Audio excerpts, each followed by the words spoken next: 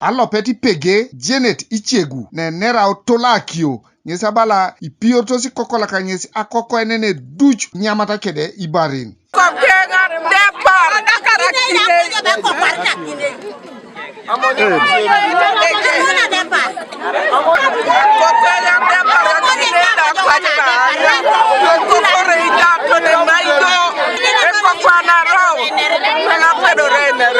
Inetos tungada itoronatos odeke noi.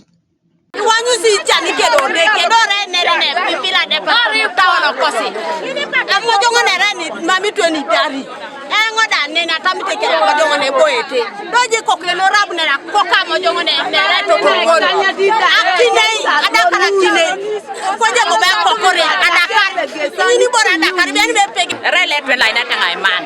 Idu muji bore ko tabja da ta tunga lo pablo je pola man ya. De rele bang. Sembna manti ko pas de ta ila pi ni bora da de kine ni pi. Uyana dikap na chepa shame ya uni ko je de tunga na raja itu fene ko banta mo. So he went to see Petai. Jai chuti so chuti boni bi da oni du da jaunu la so ban. To beranda nyu na tana jokan. Na chuti iriuni lu che krisanda kerebe. Tunga huna wena ta peta ne rai bor dopet morkikina. Ko nya surmode ke so ilei. Alo sabile kisile chorakina Akokok. Lo torona tanu Akokok Gilbert Odeke. Elopeto waike nyesa buo rasa kabila kina chamun hakedi akaret kilipite aitimio.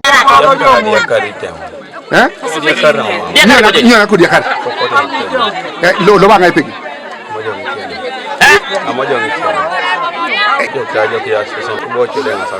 Apolone cholong elosi wan ochala lo jam Charles ameu nesa delorti noi Kanu esipidi le utara Akoko anyala toy atutubete ke kobalebe railem Gilbert Odeke Ediope kokola kalu tomonyete atutubete era chakade boda era ngesi chake boda ba do le mune chaki angese boda kini ni iroma bobo mura isi angina aneja puseru aberu bobe ki sirikalet ake polo ya do ngese nyami sigiru le mi chaki angese boda ake polo amami kisido lo isirigini lu tatakini lo pe pikipiki olo sido lo Akoko ni Epege no jirani tikiani asiti do ba ati ngeki na lo pe pikipiki itejo ogiri do boya de balaya de ba ko ika sirigini amenga ko Epege o Epege likini do ba bero ala gwela nari ado pale ni le ba ki James Epege likina berago ni Epege ngendo ngese kamu de Epege adumu do bere benga kiro kubara jengo ailip baka iboni be